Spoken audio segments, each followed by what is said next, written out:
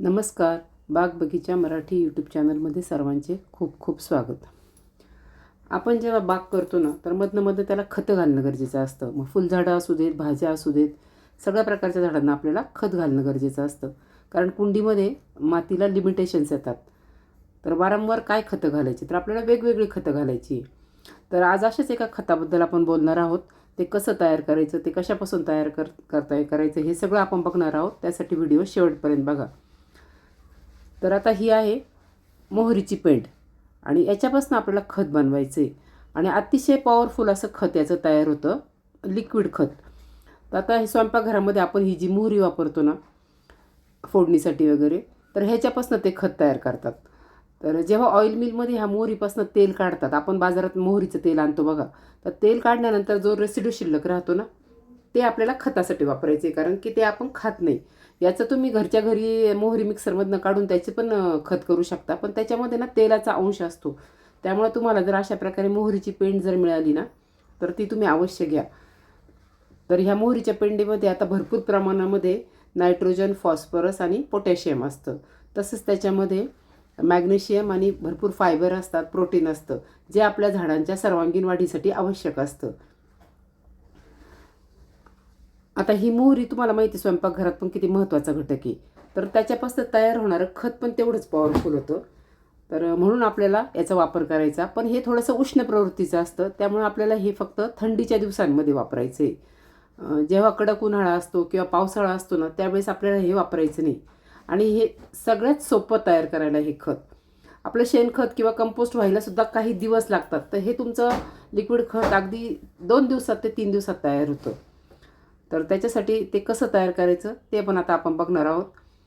तर ही जी मोहरीची पेंड तुम्ही एक 5 किलो जर घेतली ना, तुमच्याकडे जर 70-80 कुंड्या असतील, तर ती तुम्हाला 2 वर्ष तर नक्की जाईल. 2 ते 3 वर्ष जाईल. कारण की आपल्याला ही महिन्यातनं एकदाच वापरायची आहे. का चांगलं खत आहे, पॉवरफुल आहे म्हणून ते वारंवार वापरायचं असं करायचं नाही आहे. आणि बदलून बदलून खतं वापरायचे असतात नेहमी. तर मग आपल्याला हे म्हणजे तुम्ही एकदा घेतले ना की भरपूर दिवस ती जाती. आणि 50 ग्रॅमचं एका वेळेस करायचं तुम्ही, त्याच्यात तुमच्या 50-60 कुंड्या सहज भिजतात. म्हणजे खत तुमचं पुरेसं होतं तेवढं. तर आता बादलीमध्ये आपण काय करायचं आहे, एक 50 ग्रॅम किंवा 100 ग्रॅम तुम्ही ही मोहरीची पेंड टाकून घ्या. तुमच्याकडं कुंड्यांचं प्रमाण जसं असेल ना, तशी तुम्ही तयार करताय. तर आज आपण 50 ग्रॅमचं बघू.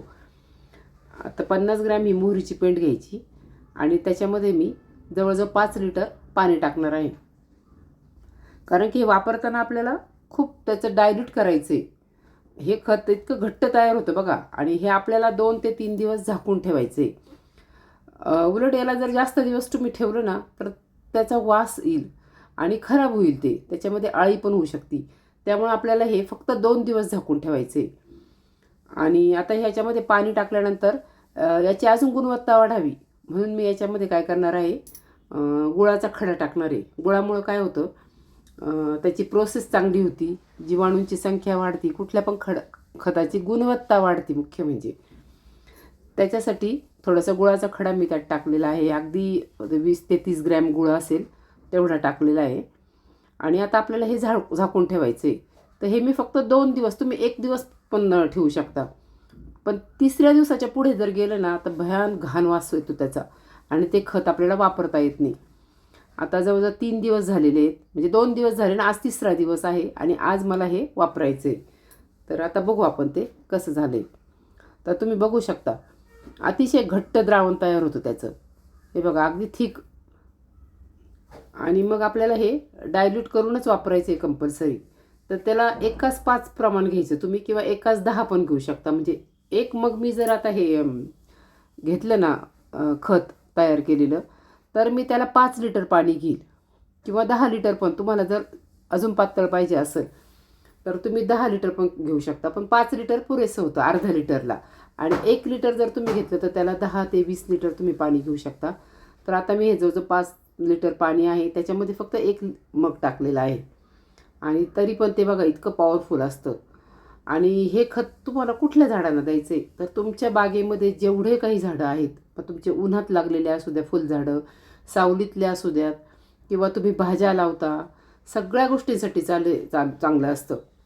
फक्त हे खत घालताना ना, तुमच्या कुंडीतली माती थोडीशी सुकलेली पाहिजे. खूप ओल्या मातीत घालू नका. कारण की तुम्ही खूप ओल्या मातीत जर हे खत टाकलं आणि ते लवकर सुकली नाही त्याची माती, परत परत दुसऱ्या दिवशी परत तुम्ही पाणी घातलं तर फंगस लागण्याची शक्यता असते. त्यामुळे कोरड्या मातीत हे खत घाला तुम्ही. आणि हे खत घातल्यानंतर बघा तुम्हाला तुमचं झाड एकदम निरोगी, म्हणजे वाढ त्याची चांगली होईल. असे भरपूर फुलं लागतील, भाज्या असू देत किंवा फुलझाडं असू देत. भरपूर फुलं लागून ती फुलं गळणार नाही, म्हणजे त्याचं फळामध्ये रूपांतर होईल. कधी कधी आपण बघतो बघा, टोमॅटोला फुलं लागतात किंवा वांग्याला आणि गळतात, त्याचं म्हणजे तयारच होत नाही फळ, त्याच्या आत ते गळून जातात. तर तसं होणार नाही. किंवा तुमचा हा पुदिना, मेथी, पालक याची पण खूप छान ग्रोथ होते. आणि फुलझाडांना पण भरपूर फुलं लागतात आणि त्यांचा कलर चांगला येतो. ह्या खताचा वापर करताना फक्त एक गोष्ट लक्षात ठेवा, खूप कडक उन्हाळ्यामध्ये आणि पावसाळ्यामध्ये याचा वापर टाळा. कारण की पावसाळ्यामध्ये काय होतं, सतत माती ओली राहते झाडांची, तर त्यावेळेस फंगस लागून झाडं खराब होण्याची शक्यता असते. तर कसा वाटला तुम्हाला व्हिडिओ आवडला असेल तर नक्की लाईक करा, शेअर करा आणि माझ्या चॅनलवर तुम्ही जर नवीन असाल तर सबस्क्राईब पण करा. व्हिडिओ शेवटपर्यंत बघितल्याबद्दल खूप खूप धन्यवाद. Happy gardening.